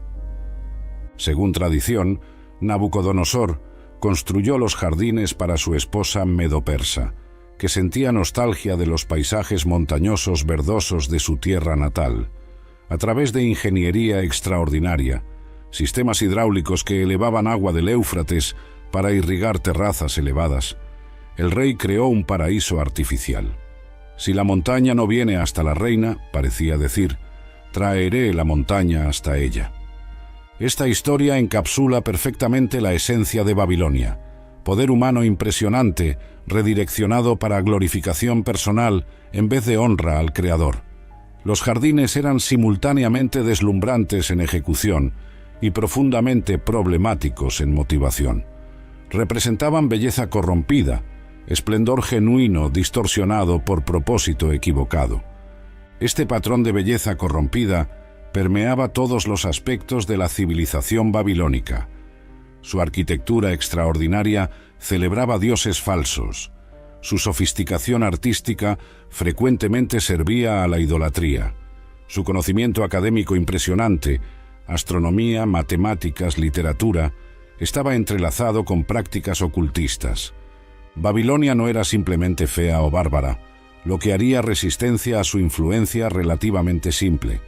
Su seducción más poderosa era precisamente su belleza, cultura y realización. ¿Cómo podría algo tan impresionante, refinado y avanzado estar fundamentalmente equivocado? Esta tensión entre esplendor externo y corrupción espiritual interna es central para entender el simbolismo bíblico de Babilonia. En Apocalipsis, Juan describe la Babilonia espiritual como mujer ricamente adornada, vestida en púrpura y escarlata, y gloriosa con oro, piedras preciosas y perlas. Su atractividad externa enmascara realidad interior. En la mano ella sostenía un cáliz de oro lleno de abominaciones. Este contraste, belleza externa ocultando corrupción interna, hace eco a la advertencia de Jesús sobre sepulcros blanqueados, que por fuera parecen hermosos, pero interiormente están llenos de huesos y de inmundicia. La apariencia puede ser profundamente engañosa, especialmente cuando evaluamos civilizaciones, culturas o individuos. Para los exiliados judíos en la Babilonia histórica, la tentación no era simplemente abandonar su fe por algo obviamente inferior o repugnante, sino ser gradualmente seducidos por cultura que combinaba realizaciones genuinas con valores fundamentalmente opuestos a los de Dios. Cuán fácil sería justificar compromisos pequeños, pero significativos, cuando rodeados por tanta impresionante sofisticación. Esta misma dinámica continúa operando hoy. Raramente somos tentados a cambiar fe por algo obviamente degradado, sino frecuentemente atraídos por versiones sutilmente distorsionadas de la verdad, ídolos modernos vestidos en lenguaje de autorrealización, libertad personal o tolerancia ilimitada. Como los jardines colgantes, belleza genuina construida sobre fundamento de orgullo, estas alternativas contemporáneas frecuentemente contienen elementos legítimos distorsionados para propósitos contrarios a la voluntad divina. Reconocer esta tensión es crucial para navegar fielmente las Babilonias de nuestro tiempo. Considere 3 áreas donde esta dinámica de belleza corrompida es particularmente relevante hoy. Primero, en la arena de la sexualidad humana. La perspectiva bíblica afirma la bondad fundamental de la sexualidad como creación divina, experimentada más plenamente en el contexto de compromiso matrimonial entre hombre y mujer. La visión babilónica no rechaza completamente esta bondad, sino que la desconecta de su contexto pretendido y propósito procreativo. Así, vemos celebración aparentemente positiva de la belleza y placer físicos, pero removida de las limitaciones establecidas por Dios para nuestro bienestar, como los jardines colgantes, impresionantes de contemplar, pero fundamentalmente desalineados con el diseño natural.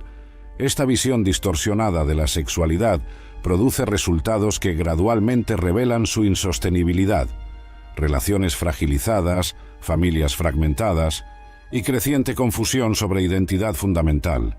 Segundo, en el reino de la tecnología y progreso. El desarrollo tecnológico refleja legítimamente la creatividad humana como portadores de la imagen divina, la capacidad de curar enfermedades, expandir comunicación global y mejorar condiciones materiales son todas manifestaciones potencialmente positivas de nuestro llamado para administrar responsablemente la creación. Sin embargo, la mentalidad babilónica transforma tecnología de sierva en salvadora.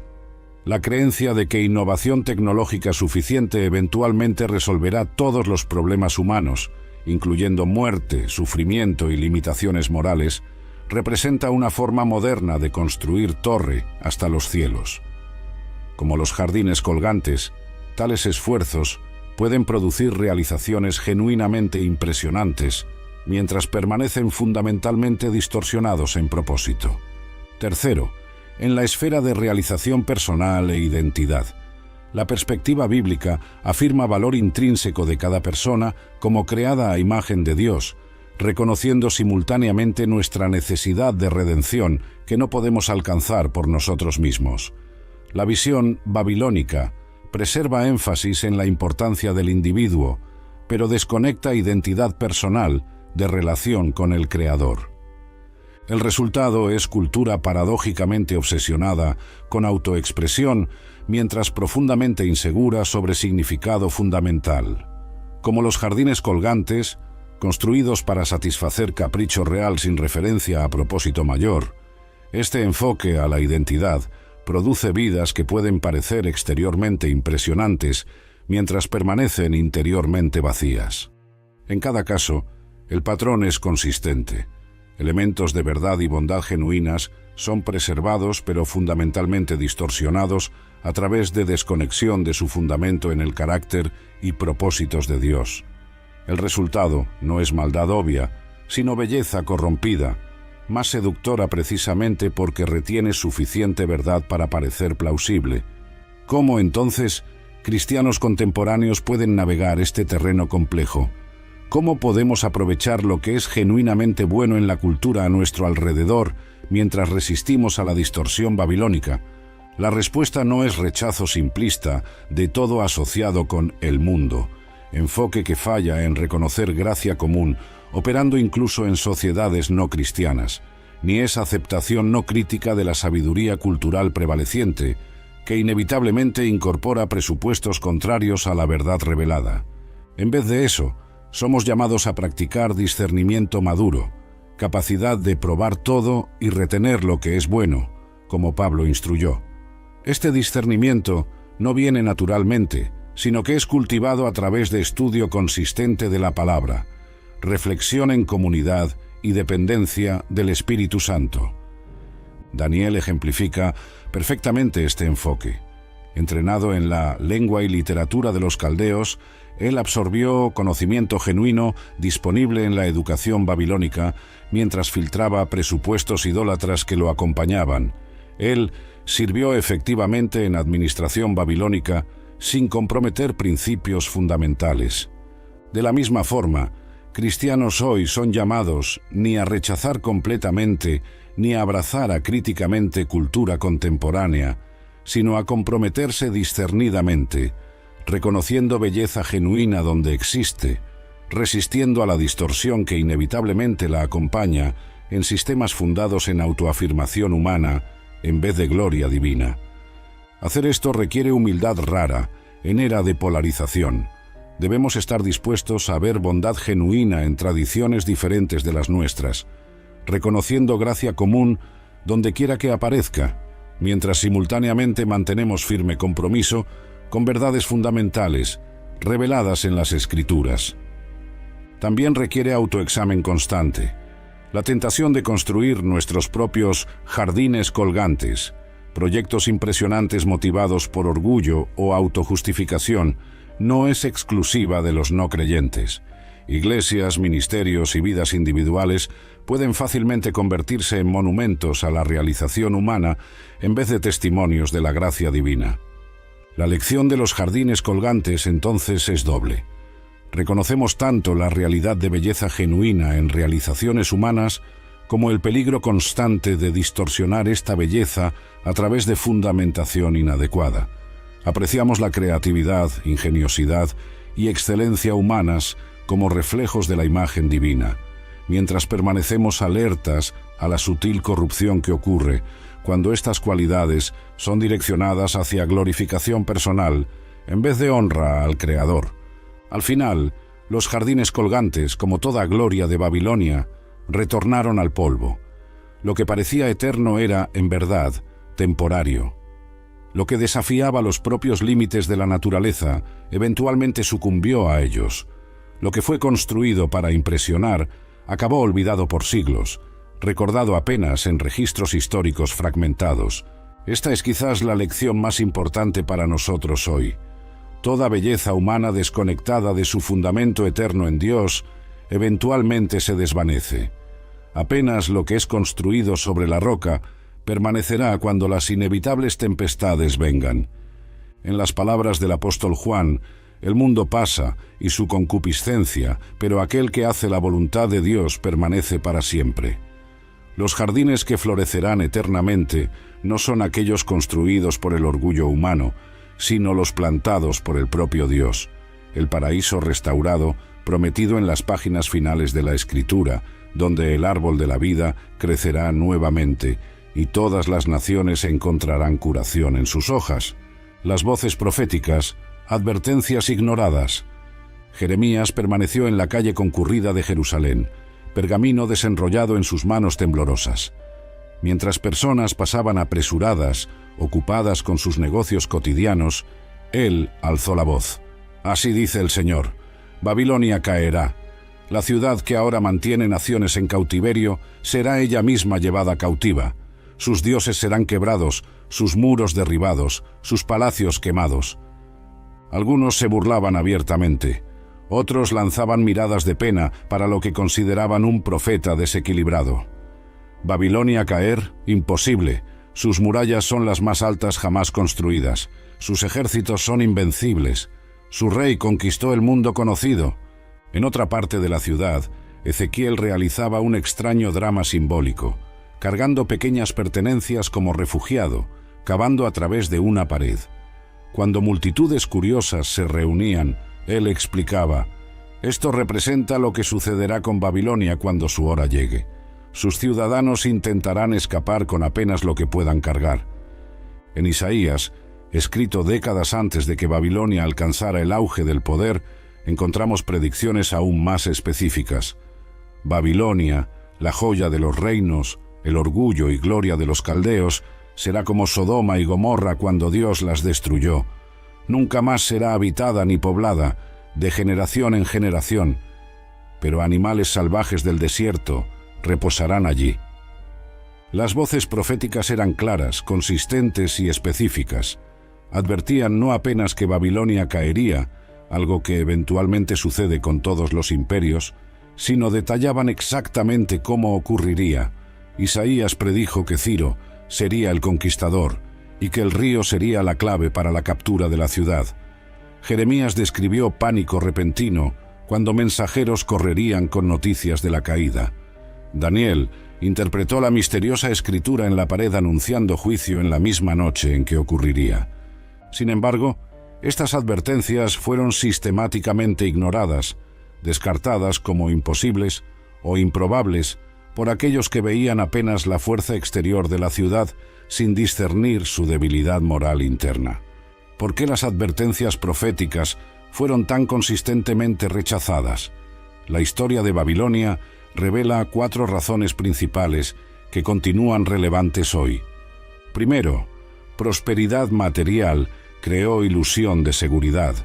La riqueza extraordinaria de la ciudad, tesoros acumulados de naciones conquistadas, comercio internacional vibrante, recursos agrícolas abundantes sustentados por sistemas de irrigación sofisticados, producía sensación de invulnerabilidad. Tenemos todo lo que necesitamos, pensaban los ciudadanos. Podemos resistir a cualquier asedio. Esta falsa seguridad es vívidamente capturada en las palabras atribuidas a Babilonia en Isaías. Yo soy y nadie más, nunca quedaré viuda, ni conoceré la pérdida de hijos. La acumulación de recursos materiales había creado ilusión de autosuficiencia perpetua.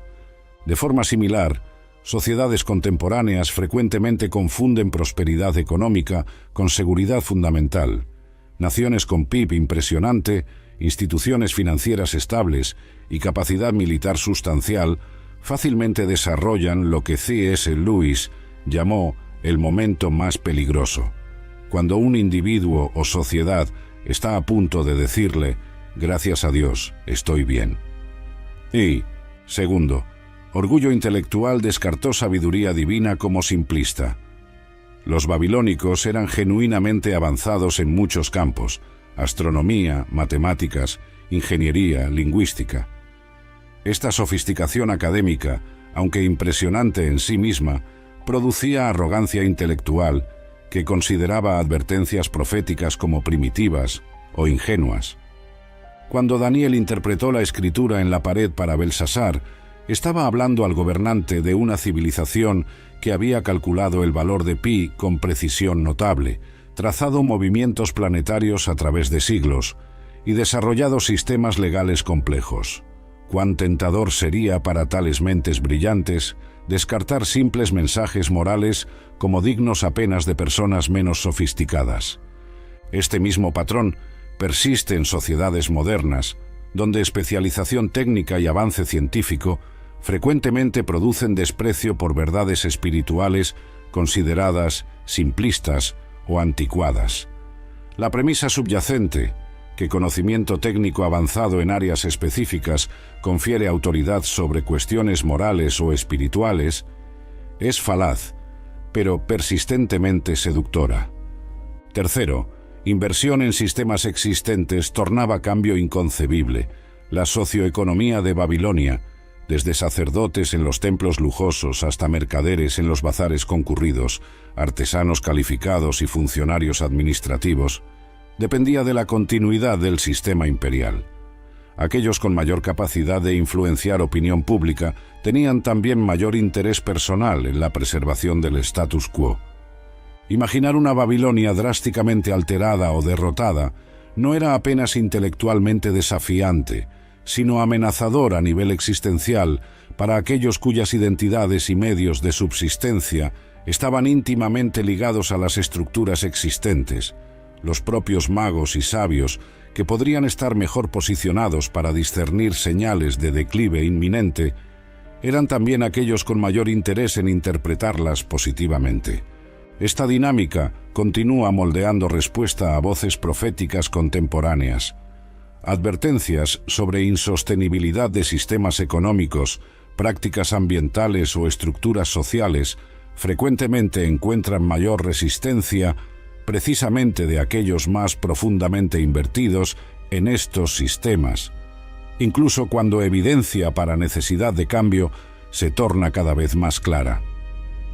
Cuarto, placeres inmediatos oscurecían consecuencias de largo plazo.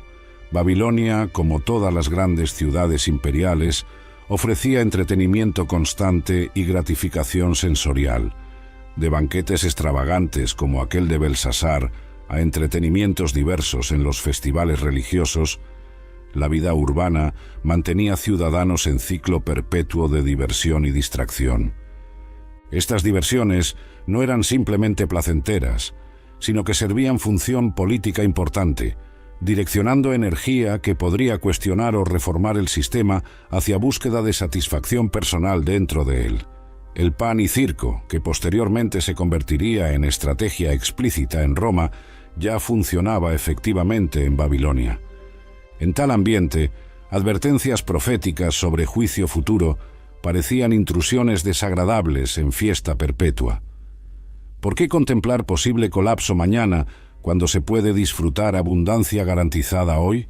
La perspectiva corta, enfocada en gratificación inmediata, tornaba virtualmente imposible compromiso serio con alertas que exigían visión de largo plazo. Esta misma dinámica opera poderosamente hoy, cuando expectativa constante de entretenimiento y consumo en muchas sociedades crea resistencia profunda a mensajes que exigen consideración de consecuencias futuras o sacrificio presente por bienestar de largo plazo. En ambiente saturado con estímulos inmediatos, cualquier invitación para reflexión seria sobre dirección colectiva parece intrusión inoportuna. El resultado de estas 4 dinámicas combinadas fue sordera casi completa a las voces proféticas, no apenas entre babilónicos comunes, sino especialmente entre líderes que tenían responsabilidad solemne de proteger el bien común. Ni siquiera la interpretación explícita de Daniel para Belsasar en la noche final provocó arrepentimiento o cambio de curso. En vez de eso, el rey simplemente honró a Daniel con regalos y posición, reconociendo al mensajero mientras ignoraba totalmente el mensaje. ¿Qué lecciones podemos extraer de este patrón de advertencias ignoradas? Para líderes contemporáneos, la historia babilónica ofrece alerta sobria de que responsabilidad primaria no es mantenimiento de popularidad o preservación de privilegio personal, sino consideración seria de perspectivas contrarias que pueden contener verdades esenciales.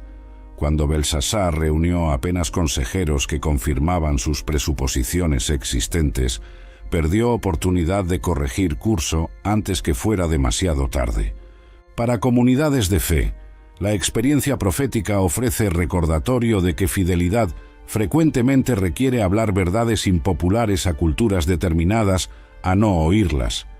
El llamado no es para arrogancia o antagonismo, sino para comunicación humilde, persistente y amorosa de realidad como Dios la revela, incluso cuando, quizás especialmente cuando, esta realidad contradice presuposiciones fundamentales de nuestra época. Para individuos, la sordera babilónica a las advertencias sugiere necesidad de autoexamen honesto, donde nuestra propia prosperidad, sofisticación, inversión en sistemas existentes o foco en placeres inmediatos puede estar impidiéndonos oír verdades que necesitamos enfrentar. ¿Cuáles voces proféticas, tanto de las escrituras como potencialmente de críticos contemporáneos, merecerían más seria consideración? La tragedia final de Babilonia no fue simplemente su caída, todos los imperios eventualmente caen, sino el hecho de que esta caída fue claramente prevista, específica en detalles y completamente evitable a través de arrepentimiento. La escritura estaba literalmente en la pared, pero nadie con poder para responder apropiadamente estaba dispuesto a ver. Como el profeta Ezequiel lamentaría, tienen ojos para ver, pero no ven, y oídos para oír, pero no oyen. Esta ceguera voluntaria y sordera autoimpuesta representan la tragedia suprema de una civilización que, con toda su sofisticación impresionante, falló en el test más fundamental de sabiduría: la capacidad de oír, discernir y responder a verdades que desafían nuestras presuposiciones más confortables. Mientras contemplamos las ruinas de la ciudad que se negó a oír, somos confrontados con cuestión personal y colectiva. ¿Cuáles voces proféticas nuestro propio tiempo puede estar ignorando? ¿Y qué costo eventualmente pagaremos por esta sordera determinada a las advertencias que podrían, si oídas, salvarnos?